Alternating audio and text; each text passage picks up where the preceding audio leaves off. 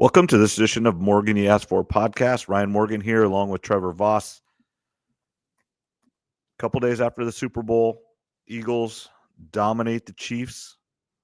I am not surprised the Eagles won the football game, but I am surprised in the way the game played out and how dominant the Eagles were on defense. And we'll discuss it, and Trev has some thoughts and stuff, and I do as well, on why that happened and what the Chiefs can do and what the Eagles did to show how to get to Mahomes and everything. I think there is one underlying reason it could have happened, and I think we'll probably talk about that. I haven't talked to you about that, but there is maybe one underlying play in the game that happened that might have affected Mahomes for the rest of the game. And we'll talk about that. But overall, Eagles dominate. Cooper DeJean, Iowa product, small-town Iowa guy, pick six. I didn't realize that was his first interception. Now, he didn't play a lot until towards the end of the year, correct? Probably more toward the middle of the season. He started getting a lot more playing time. Yeah, and obviously he was healthy, but yet at the end of last year, anytime you break your leg or whatever actually happened to him, until you get back in it, and then just being a rookie in the league. And that's why we've talked many times on here, even if you can wait for a quarterback to start till 6-7 games into the year, they at least understand how the weekly workload happens. And what happens, it just gives you a chance to learn how to be a pro instead of from day one of camp, you're the starter. And it's just hard. But Cooper DeJean played a great game. The MVP really should have been the entire Eagles defense. Now, I do believe Hurts earned it. He played really well as well. Because the Chiefs, everybody was like, well, Barkley's going to get his. Well, the Chiefs said, no, you're not. That was the one thing that the Chiefs planned to do and did do. They did not let Barkley beat them. Yeah, I was feeling pretty good with my Cooper DeJean MVP ticket that I had. That was $201. It was $5. That would have been $1,000 cash for me. So yeah. When he got that pick six, that's what you need with one of those type of bets. Yep. You need to pick six. After he got that, I think his odds dropped. He was one of the favorites, of course, to get MVP after he got that touchdown there. But I knew he probably needed one more play in that game for me to win that bet. I also had him at 80-1 to have 2 interceptions in the game. So I was hoping for another pick, maybe a lob ball by Mahomes when he gets hit, and Cooper could go up and get the interception. So I was pretty excited when that happened. There was obviously a real good chance to hit on it, but I knew once Jalen Hurts got his third touchdown there, that long pass to Smith, I knew he probably had it wrapped up. So still, though, a cool play by Cooper. The whole state of Iowa was probably going nuts when that happened. I was going to ask you first and foremost, what were you most upset with about the Super Bowl? Was it President Trump being there, Taylor Swift being there? Was it the national anthem? Was it the halftime show? Everything but the game, right? Isn't that what everybody's mad about? Was it the refs? Because all season and playoffs, we had to hear about the NFL's rigged for the Chiefs. Yep. So I assume all those people that thought the NFL was rigged, I'm sure they lost their ass on this game. They probably had all their money on the Chiefs, right? Right. I haven't heard from them, so I didn't know what you were most upset about because all of it. I didn't realize. I should have known, but halftime I really wasn't paying attention to the show. I don't know a lot of his songs, so I didn't really have an opinion either way. But I was busy looking up to see where I stood with all my bets. I had a spreadsheet out, so that's what I was doing. But I should have known Facebook was going to be upset after this one. So now, obviously, small town white Iowa kid, I don't get it. And old. I don't understand what went on. I couldn't understand half of what he was saying, but that doesn't mean it was bad. I'm very much aware of that. Was not my cup of tea. I would have chosen 100 other artists, but the demographics they were going for with this halftime show was not me. So they didn't care what I thought, and I don't know. I don't get all the only thing that I didn't understand and what the NFL had to know what was going on was all like the inside jokes of the show or inside whatever, innuendos or signs or whatever. Unless you were really involved, you had no idea what was going on. That was like when Serena Williams came out there and started dancing, I couldn't have told you she was Drake's ex-boyfriend or girlfriend, or Drake was her ex-boyfriend. I have no idea. That went way over my head. So that was, but maybe that was what they wanted too, is people like me to go look that stuff up. And like, honestly, I have not done this yet. I kind of want to. I don't have school tomorrow, so I might do it, is go listen to his songs.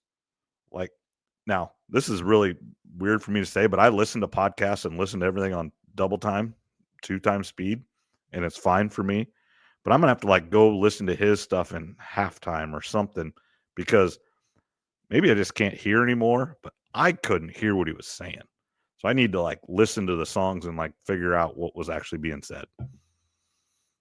Yeah, like I said, I didn't even pay attention. I was just looking at my bets, so I didn't realize people were so upset, but I should have known better, because between Trump, Taylor Swift, national anthem, him, the refs, there was plenty for people to complain about. I think it was 128 million people watched the game, and then 133 for the halftime show. Yep.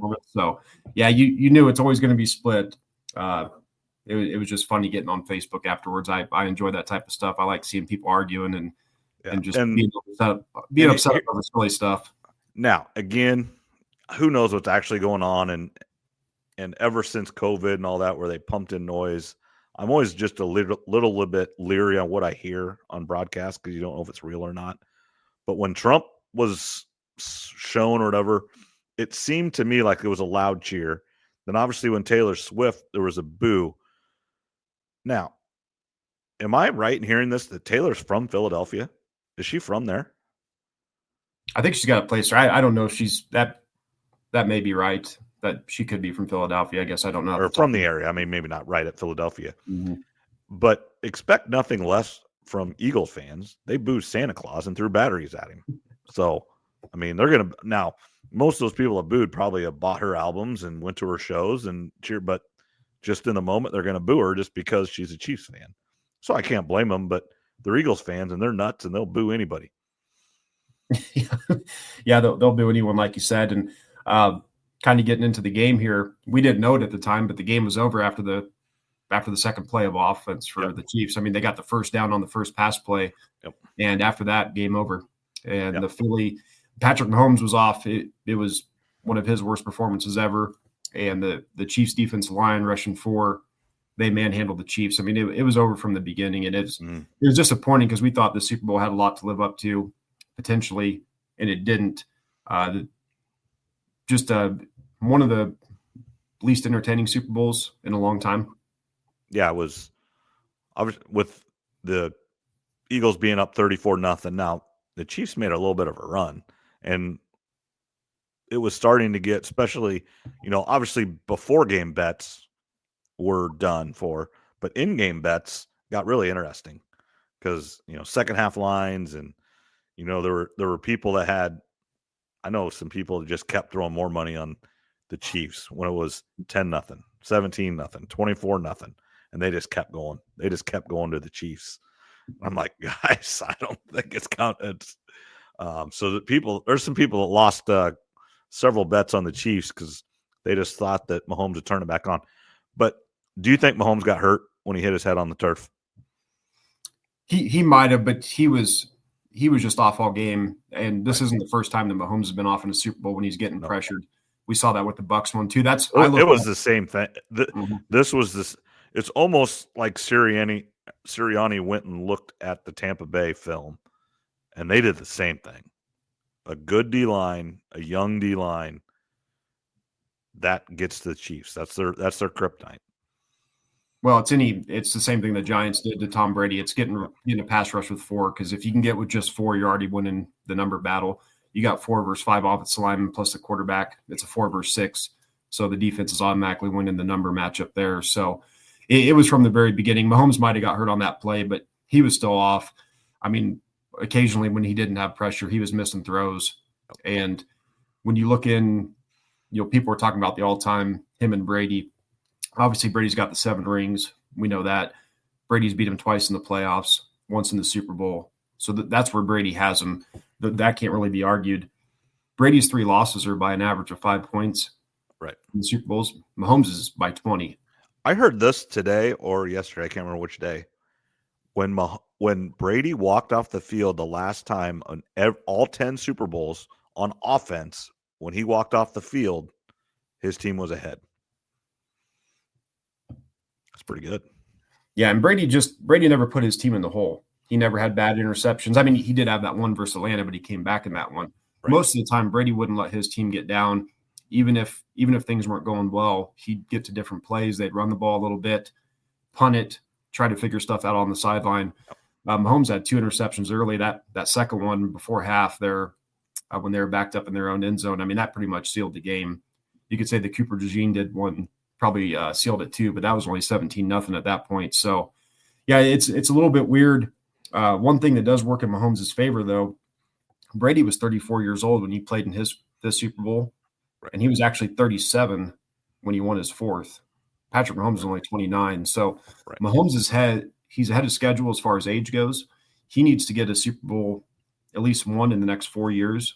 And if he could somehow get 2 in the next 5 to 6, then he's going to be right in the ballpark. But it's losing that one was a big deal, though, to try to get to 7, obviously, because that would have been the three-peat, something that Tom's never done. But people are acting like this thing is over. It might be someday. But again, Mahomes is only 29. Right.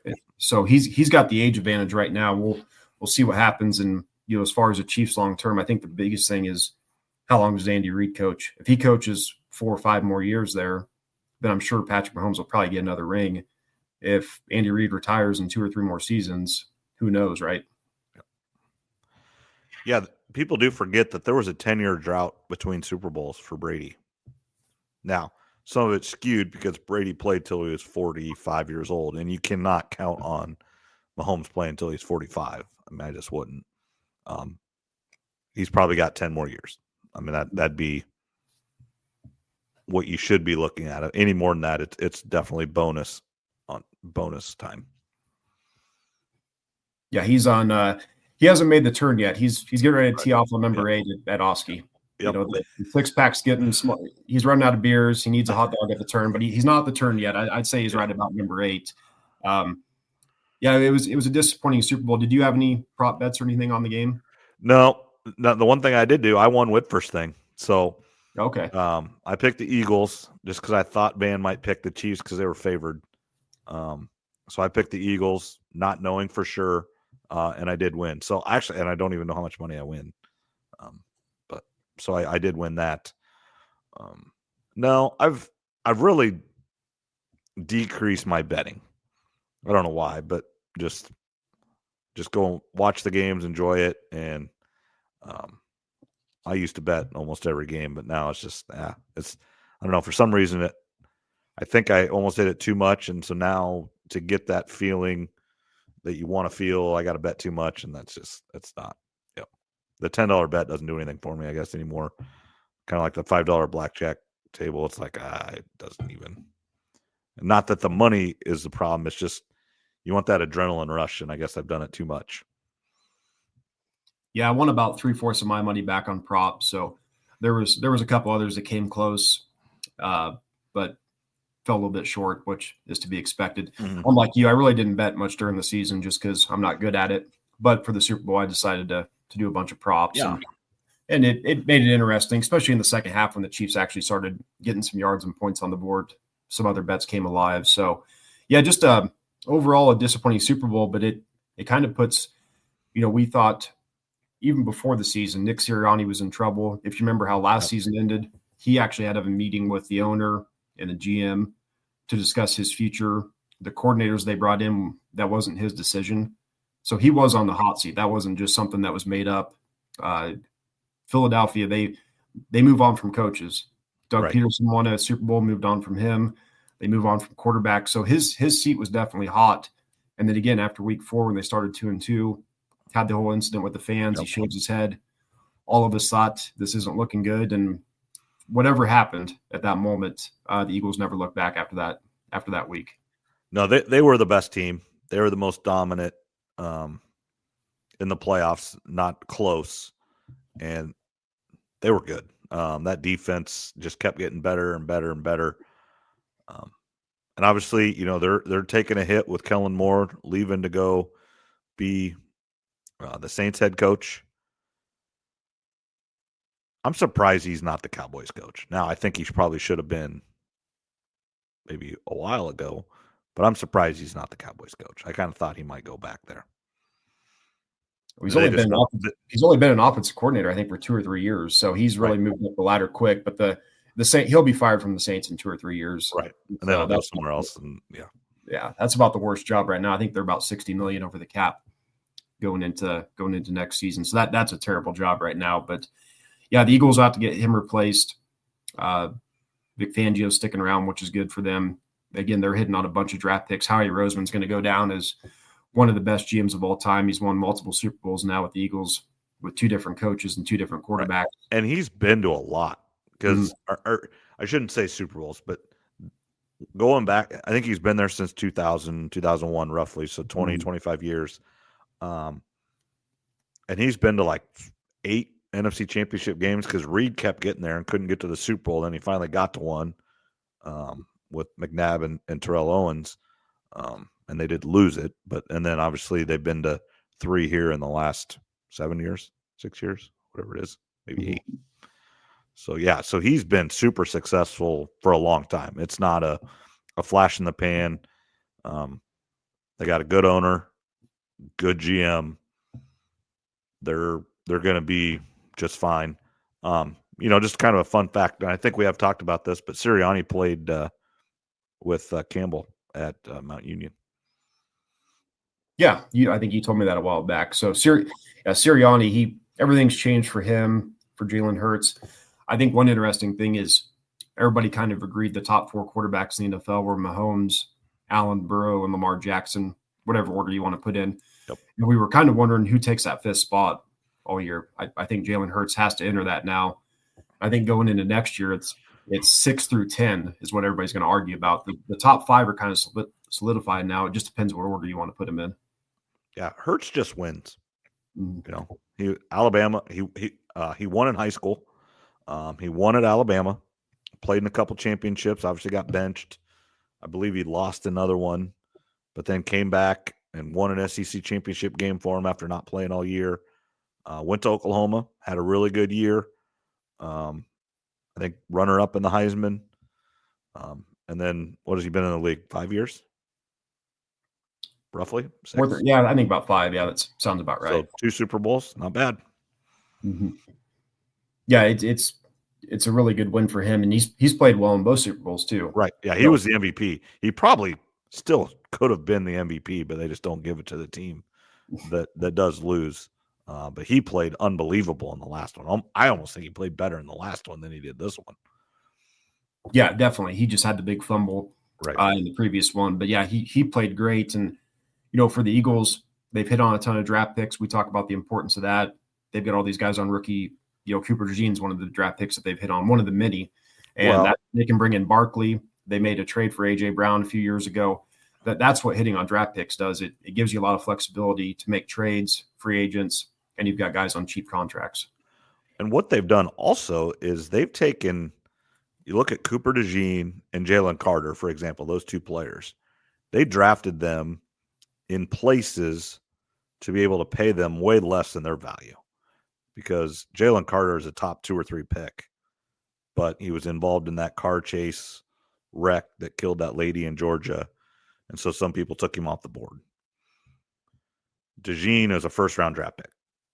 Dropped to 40th because of injury, the white cornerback talk, whatever you want to say. But so those are 2 players that are, Cooper's probably about the 20th pick in the draft, you give or take a few picks, and Carter's a top 5 pick. And they got both of them at, would they pick Carter at 10, 9? 9 or 8, 9 or 10, somewhere there, yeah. So right around 10. So, and that money drops a lot on each pick. And then obviously Cooper just not being a first rounder saves you quite a bit of money. Yeah, they got really good value on those picks. Cooper especially falling into his second round. I'm sure a lot of teams are kicking themselves. And, if we look in the offseason, obviously Myles Garrett wants to be traded. He made that clear. Eagles are one of the favorites to go after him. and they can make it happen. They can trade their last pick of the draft plus others, of course. There's going to be a lot of teams going after Myles Garrett. The Chiefs might be one. I actually bet on the Packers and Commanders for his next team. You can bet that on DraftKings. So the reason I bet the Packers is just because it feels like history repeats itself with them. Favre, Reggie White, Aaron Rodgers, Julius Peppers. Now maybe it's Jordan Love, the Myles Garrett. I got that at 11-1, but look for the Eagles. Eagles are aggressive. I mean, they're going to lose a few defensive players to free agency, and with the way they're hitting on draft picks, they can maybe take a big swing on a Myles Garrett. I mean, not that it doesn't seem like they need him, but if they get him, I mean, they're going to be the favorites to get back and win it again. I mean, they are already. Yeah, it depends where you look. You know, the Chiefs are expected to be right back there. The Ravens are right there, and then the Eagles. And I mean, none of those surprise me. And you know, the Bills are going to be in contention. Just the one that I'm interested for next year is the Lions. I think they're going to be good, but was this the year? And then it all flamed out in one game. They should be healthier next year. I think they're 9 or 10-1 right now. Last I looked, which seems about right. So that's another team that they're going to be talked about for Myles Garrett. They've still got another year or two left in their window. They've got some good cap space this year. They picked up another draft pick, obviously, for Aaron Glenn going to the Jets. So I think their window is still open for the next couple of seasons. 2 or 3 years from now, their cap's going to get a little bit tighter. Obviously, the cap goes up every year, but looking ahead, they're going to have some struggles there. The Chiefs have one thing for the Chiefs, though, too, is Patrick Mahomes next year is going to take up 24% of their cap. He'll restructure, won't he? I would think so. I think he's going to have to if they're going to keep Trey Smith, or if they're going to try to bring in a left tackle or a defense, just anybody in free agency, right? Or to extend players. He's going to have to push some of that money down the line.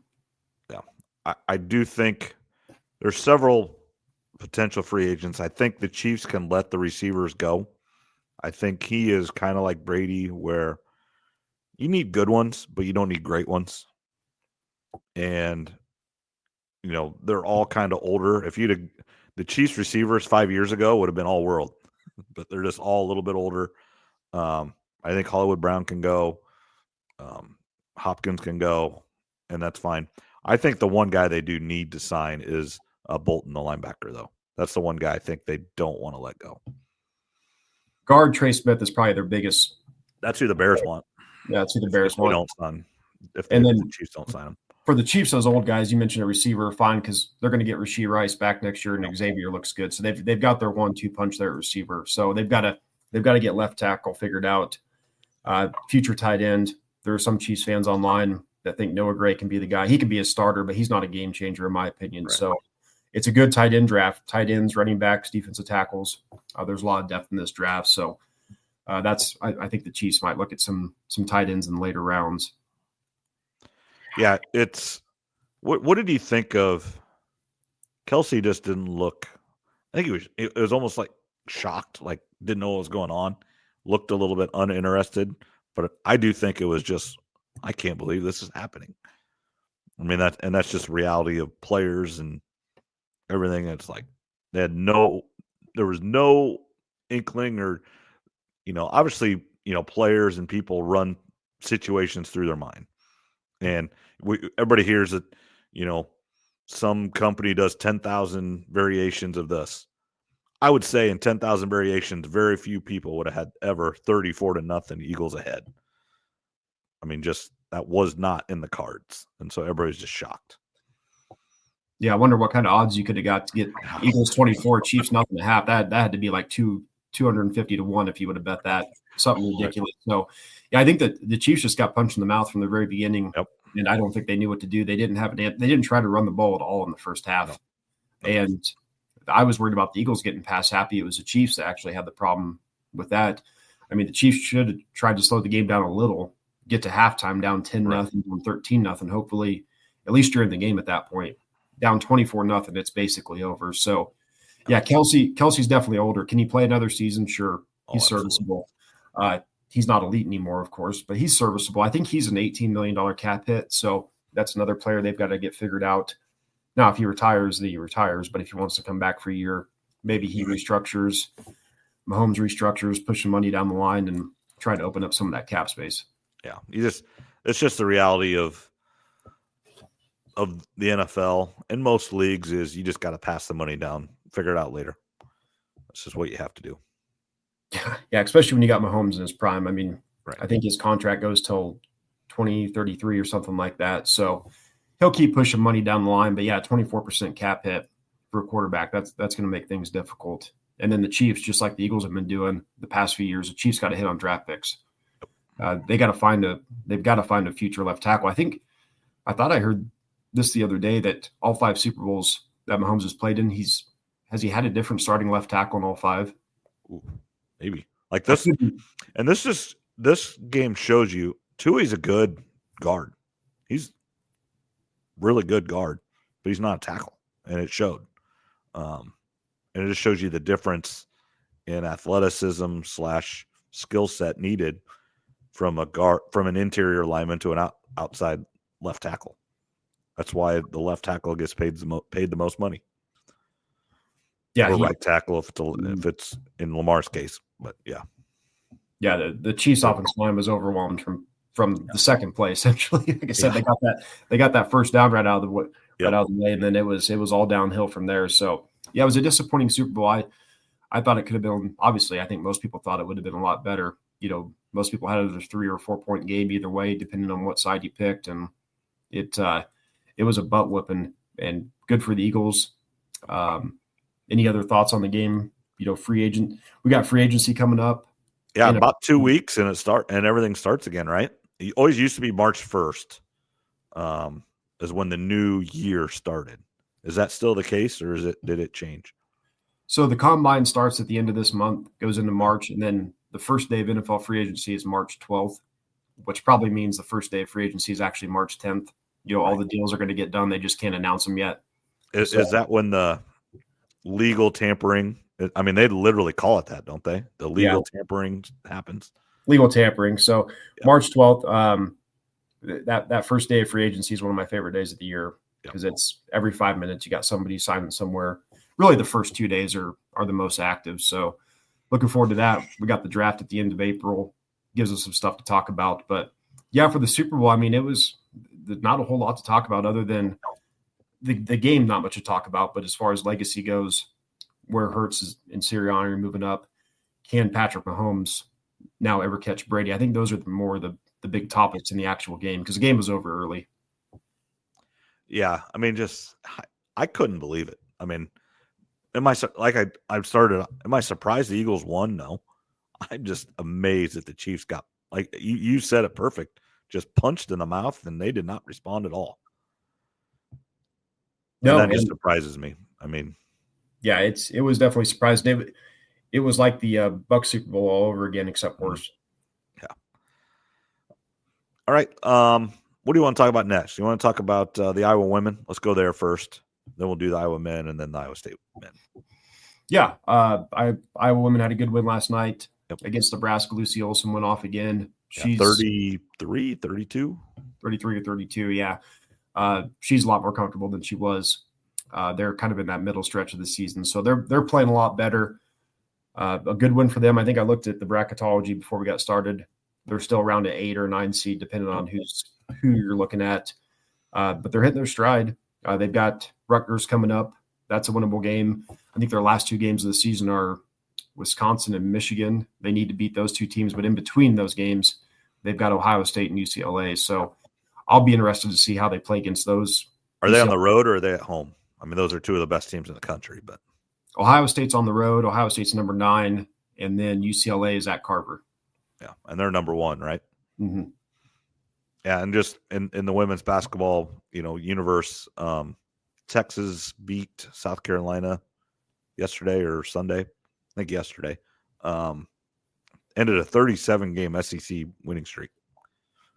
So, which honestly, for like the Big 12 and the SEC, Oklahoma and Texas in men's basketball, I mean, obviously they've been to Final Fours, but they were not your powerhouses. I mean, they would come up and be good every once in a while, but they weren't top 4 every year in the league. But Oklahoma and Texas women were probably the two best programs and Iowa State was probably third for the, over the course of time. Those are the three best programs in the league, and two of them just went to the SEC. And South Carolina, seeing how good Texas is. I watched that Texas team last year when I went down and watched the women's championship game with Iowa State and Texas. They're good, and they are big, and it's going to take a really good team to beat them. And that one girl was just a freshman that was their stud. And now she's obviously a sophomore, so she's even better. Yeah, I think the women's to get to the Final Four is going to be pretty competitive this year. We've got South Carolina, Texas, LSU and UConn, USC, UCLA, TCU with Haley Van Lif's doing well. So it could be I don't know who's going to come out.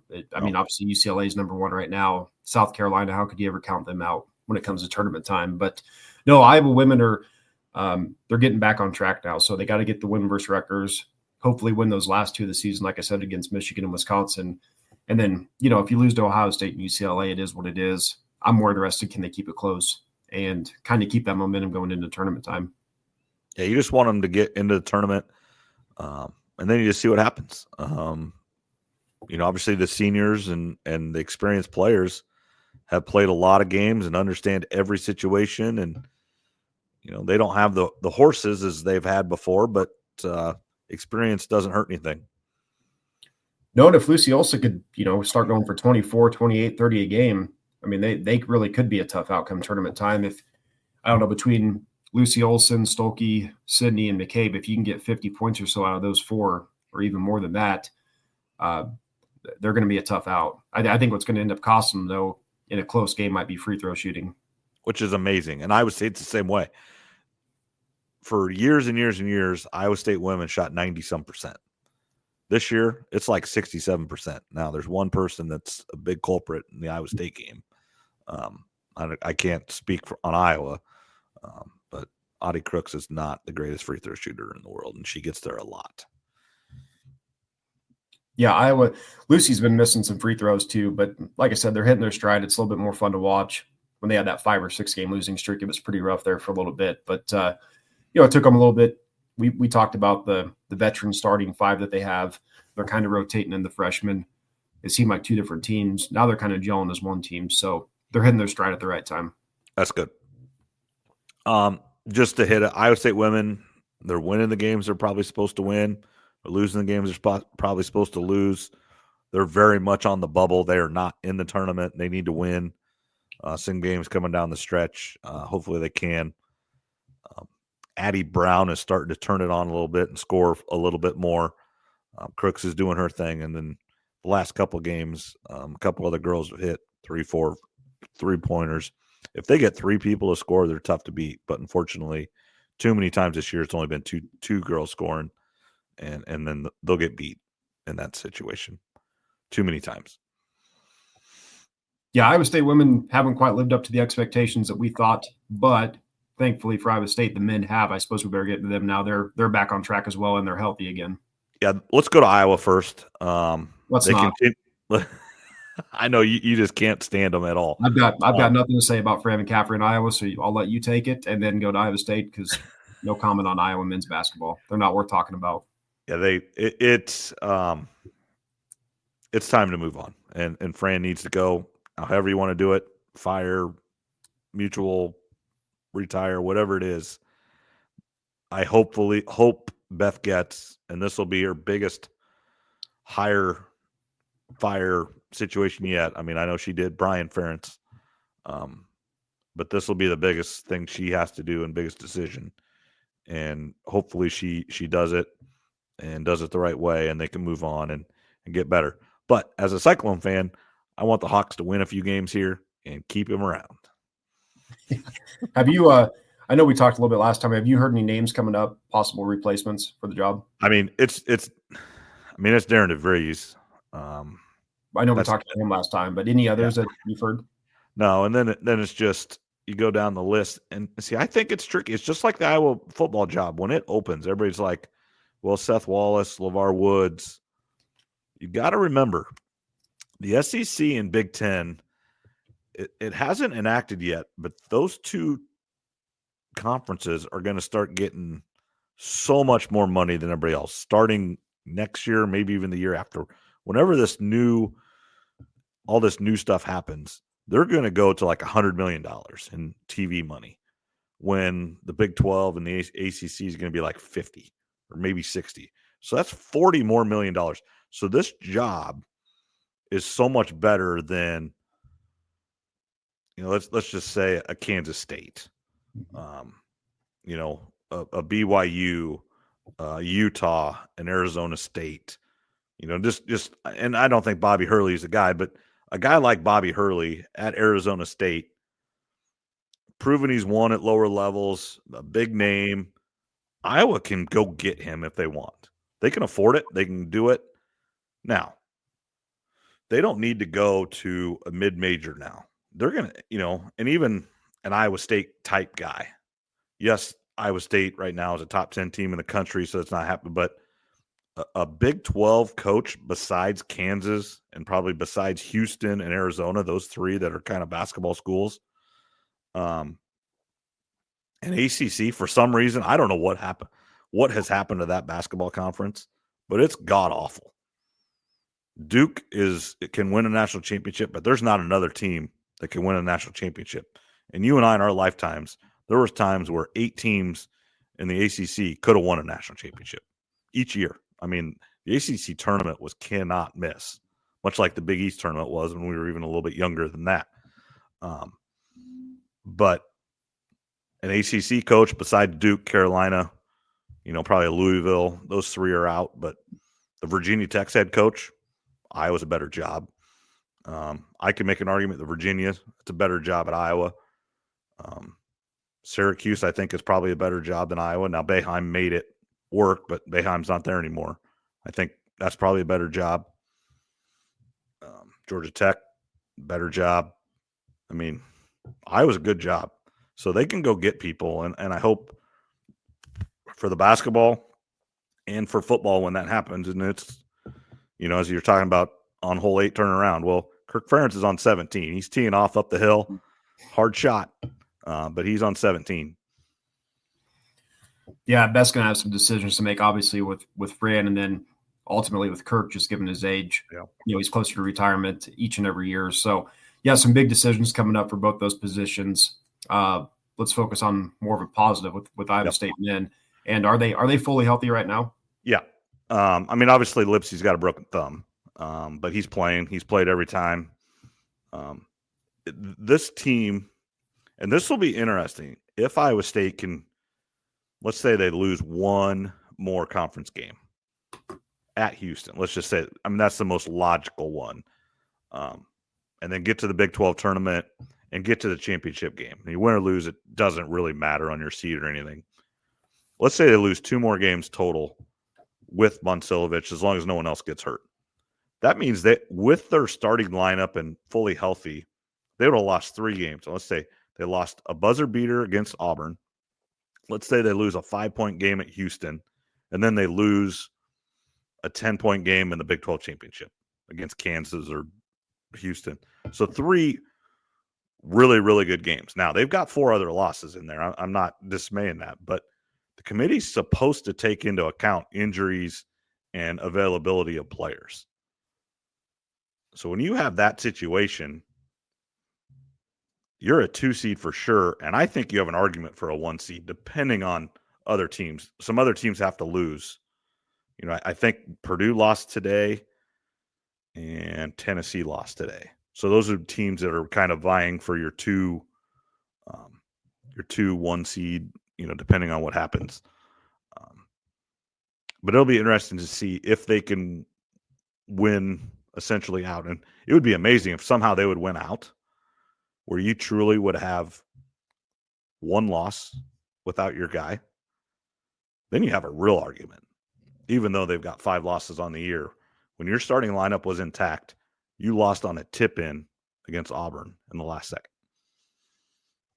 How many? Couple questions. How many games they got left, and what's their odds to win it all? I'm gonna look it up right now. Do you know their odds to win it all? I cannot say that. Their odds to go to the Final Four is like 650 plus 650, I think, to get to the Final Four. It hasn't moved. That's been kind of the crazy thing. It's not moved a whole lot. 16-1 to win it all. Yep.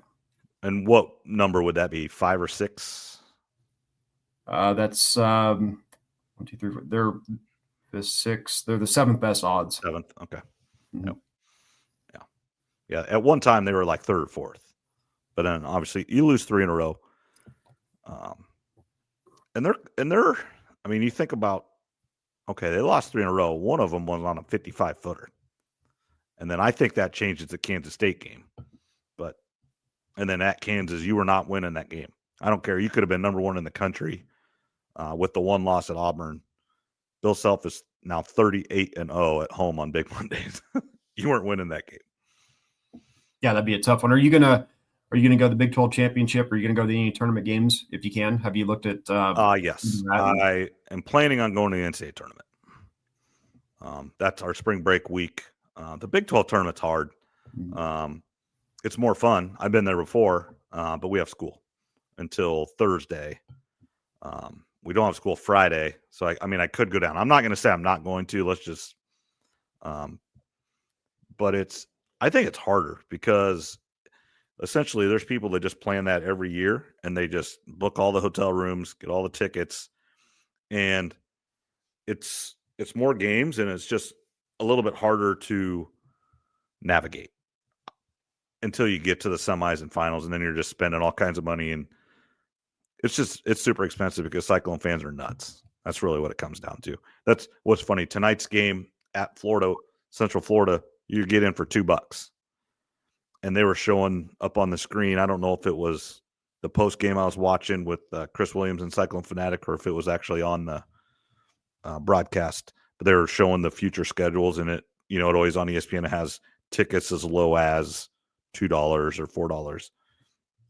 Several road games were coming up for Iowa State, and it was like $5, $10, $3. And then 2 home games, $47, $52. I mean, it's just so much higher at home games for Iowa State, which is a good thing. I mean, that's what you want to see. Your program's making money. Your program's popular. But it's always been that way in basketball. I remember going and watching Johnny Orr and Norm Stewart. I remember them yelling, sit down, Norm, probably 8-10 years old at Hilton Coliseum watching Norm Stewart, Missouri Tigers come up and play, and Johnny Orr just getting all over him and stuff. So, watching Fred Hoiberg play and Lauren Meyer and Mikalik. And so I've been to a lot of Hilton Coliseum, and I've been very lucky. We've been to 3 games this year. I don't know if I'll get to another game or not this year, but my plan is to try to go to the NCAA tournament. Milwaukee and Wichita are the 2 close ones. So as long as they keep winning, that's probably where they'll go. So Milwaukee's like 5 hours. Wichita's like 8. So that's my plan. Where's the Final Four at this year? San Antonio. So that's the other thing. So then the regionals are Indianapolis, if you're the Midwest, and then Atlanta, LA, I think, which that's where I've seen them the most. When they were number 2 in the country, they were the 1 seed out west. And then, because Auburn went to Atlanta. I don't know where that 4th one is. But then, the Final Four is in San Antonio. So that is drivable. It's not a great drive. I've done it. It sucks. It's long, but it is drivable right down I-35. Again, it's one of those, if they get there, it'd be hard to not go. Now, what stinks about it is obviously you wouldn't have to leave till Friday after school because the game's not till Saturday afternoon, evening. And you get that ticket, you go, and they win. Now, obviously, if they lose, you go home. It is what it is. It sucks, but you made the semis, you made the Final Four, great. But then you're sitting there and you won. You should go back to work, but yet your team's playing for a national championship. It'd be really hard to go home. Yeah. Really hard.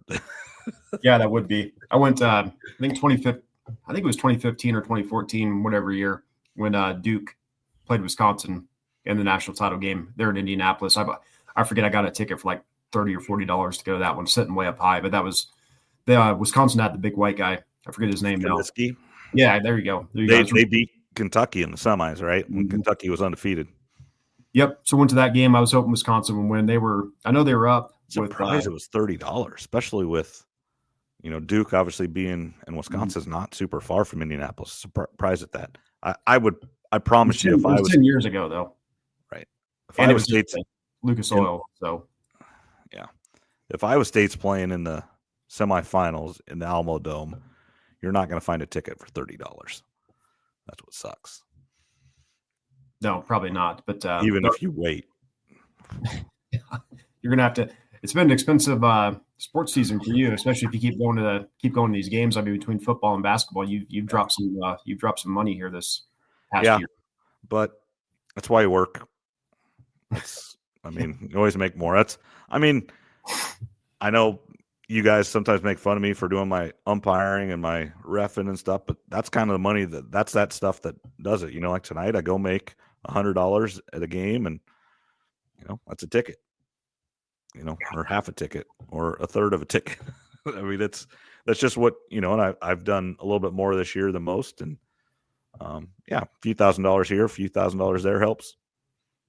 Yeah, no, I don't blame you for doing that. That's good money. I know it always sounds like there's a short of refs for all sports, so I know people make pretty good money doing that. So I don't blame you. But no, how many games they got left? I know I asked you. I was looking up the odds, but about 5 or 6. Yeah, essentially. I mean, they don't have any buys, and there's been some talk. The coaches aren't happy. They're playing 20 conference games this year, which is more. Now, understandable. There's more teams in the league, but there's no bye weeks. So you play 2 times a week, every week, all the way till March 5th. I know March 1st is a Monday. They host Arizona, big Monday-ish, I think. And then they play Kansas State that Saturdays, which I think so. Yeah, the 2nd, 3rd, maybe the 6th, and then the Big 12 tournaments. The 10th, 11th, 12th, 13th, whatever. So yeah, so they play 2 games. So I mean, you do the math. Today's the 11th. 6 games left. Round numbers. All right. Well, I didn't know there'd be math. Yeah, starting tomorrow, I'll be in Vegas, so maybe I'll go see if I can. Placing some bets on March Madness. Yeah, Auburn's really good. I know they lost the other day. Duke's really good. I know they lost the other day. If Cooper Flag is healthy, which he is, as long as he doesn't get hurt, Duke can win it all because he's unbelievable. Then it gets interesting. Alabama's there, Tennessee's there, Iowa State's fallen a little bit, but I think Iowa State, the team just looks so much different. And this is, I'm going to credit Brent Bloom, Chris Williams for kind of bringing this. Their parts are good, but their whole is great. And you took one of their parts away. He's not their best player. He's probably not their second best player. You can make an argument he's not their third best player. But when he was out, they just looked bad. They looked different. They looked bad. And you insert him in the lineup. The other night, he hit 4 threes, had 14 points. Tonight, he hit the first bucket, 3-pointer. Didn't have a point the rest of the game. But it's just what he does just to spread the floor. And he's 6'8", can shoot it, can play defense a little bit more. And then the other thing, this is what I've noticed, and I've really paid attention to this the last 2 games, is how many minutes everybody's playing. They were at 40, 39, 38, 37 for Lipsy and Gilbert and Jones and Jefferson. And then like Heisey and Chatfield, they were having to play 25, 26 minutes. Well, like tonight, I think Gilbert played 34 minutes, and he had the most. Monsolich played 21, Heisey 21, Curtis Jones 27. And that adds up over time. And I think that's what happened to him. When he got hurt, they were able to play really good for a couple games, and then they hit the skid. Well, they played 38 minutes for 4 straight games, and it caught up with them. Now they're back to playing 32 minutes. I think 32 minutes is a really good number over the course of time. Now, when you get to the Big 12 tournament, the NCAA tournament, turn it on. You got to go down. If you're going to go down with your best guys. I get it. But over the course of a season, make sure you're saving time. And this is what drives me nuts a little bit is 2.5 minutes left in the game. They're up 30 and the starters are still in. Like, that's 2 minutes. That adds up over time. That single game, it doesn't matter. And even 2 games in a row, it doesn't matter. But over time, that adds up. If you look at the entire season, you play an extra 150 minutes. Well, that's 3.5 games that you played that maybe you wouldn't have had to. Now, some of it is Iowa State has figured this out, and it's a little different now. They manipulate the net. Like tonight, they won by 12. That's big instead of winning by 9. And the other day when you beat Texas Tech or Texas Christian, TCU, by 32 instead of 20, that helps. It's a flaw in the system. It shouldn't matter, but it does. And that's why when you're playing Omaha or Kansas City or whoever you're playing non-conference, you want to beat them by 25, not 15. And so you got to play your guys. No, Iowa State's doing good. I know I got to get off here early tonight, but I was going to ask you one last question. Did you see Andy Sterner there on Keith Murphy's page? A little interview they had before the Super Bowl. I didn't. Okay, go to Keith Murphy's Facebook page. He interviewed Andy Sterner there from Oskaloosa. Before the Super Bowl, and then I think Brett or somebody said he was on Sound Off maybe later that night too. So go and check that out. Yeah, I will. It's funny. Go and check it out. All right. Anything else? Be back next week. Obviously, what I think I saw, it's 199 days for football, I believe. Sounds about right. 50-some till the Masters. Yeah. That's what it was. It was like three or four different steps. It was, the Masters. It was like the U.S. Open, and then it kept, getting closer and closer, and then preseason football, and then Iowa State jumps off college football. They'll be the first real football game in August in Ireland. That's what's costing Iowa State fans a lot of money too. Fortunately, I'm not going to go to that. I hope my dad does go. I know we talked about that. I don't think they've decided yet, but I hope he does go. Yeah, you just need to dump a few more games. Yeah, there you go. It's not that. It's here. Could I go to the game? Yeah. Could I fly over there? But here's the problem. I can't spend enough time there that if I'm going to go to Ireland, I want to spend 7 to 10 days, Ireland, England, Scotland. I want to make a vacation out of it. Just the way that timing falls and everything, I need to get there and get back, spend a long weekend there or whatever. And it just doesn't work. I'd rather spend a little bit more money. That's kind of weird to say, and make a true vacation out of it and enjoy it instead of just in and out for the game. Just take the year off work. Yeah. Unfortunately, that's not in the cards. So no, probably not. My dad retired, so I don't even have that. Can't even go work for him anymore. So the summer I'm going to be broke this summer. Well, like I said, more open, and you'll have to go win some quarters there on that's golf course on Noon Group. Yeah, I'm going to have to get a little better and win more quarters. Yeah. So. All right. Anything else? We'll be back next week. A little more free agent talk. Your favorite, let's talk. You got about 2 minutes here before you need to go. Your favorite betting event is happening Sunday, and we'll be able to recap that next week with the Daytona 500. So all you gearheads and race fans, tune in next week to hear Trevor's betting escapades. I would say, do you even know who you're going to bet yet? But no. Any race fans out there listening, let me know who to bet on. So I'll pick a couple favorites, a couple in the middle, and a couple long shots. So we'll talk next week and see if I hit on any of those. All right. Thanks a lot, Trev. And we'll talk next week. Everybody in Iowa, we're supposed to get a whole bunch of snow. I'll believe it when I see it. Weathermen are known to be wrong a lot. But we'll see, and we'll talk to you guys next week. Thanks again for listening. Rate, review, subscribe, YouTube, Facebook, Twitter, all the podcast forums, Apple, Spotify.